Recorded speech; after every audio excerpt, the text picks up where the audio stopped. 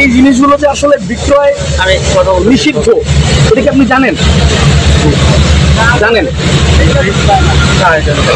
এটা খেলে যে কিডনি ড্যামেজ হওয়ার সম্ভাবনা আছে সেটা জানেন?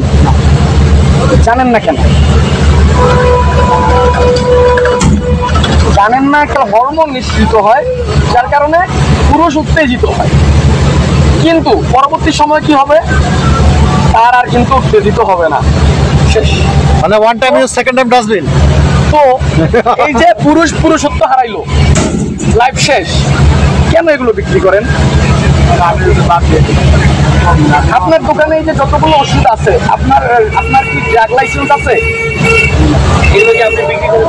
আপনি কি প্রশিক্ষণ প্রাপ্ত? তাহলে আপনি যে প্রশিক্ষণ প্রাপ্ত না, ড্রাগ সম্পর্কে আপনার কোনো ধারণা নাই, অথচ আপনি ড্রাগ সেল করতেছেন, ওষুধ বিক্রি করতেছেন, বলেন এগুলো কি ঠিক? এই যে দেখেন, এইটা কোন কোম্পানির ওষুধ? এই যে দেখেন, এটা একটি গ্যাসের ওষুধ। আমার যদি এখন গ্যাসের সমস্যা থাকে, এটা থেকে আমার মৃত্যু পর্যন্ত হইতে পারে, এটা এত ভয়াবহ একটা জিনিস, এই ওষুধটা আমরা বিক্রি করতেছেন। দর্শক, এইভাবে কিন্তু খোলা বাজারে কিন্তু এভাবে অনেক এই ধরনের হচ্ছে ছোট দোকান।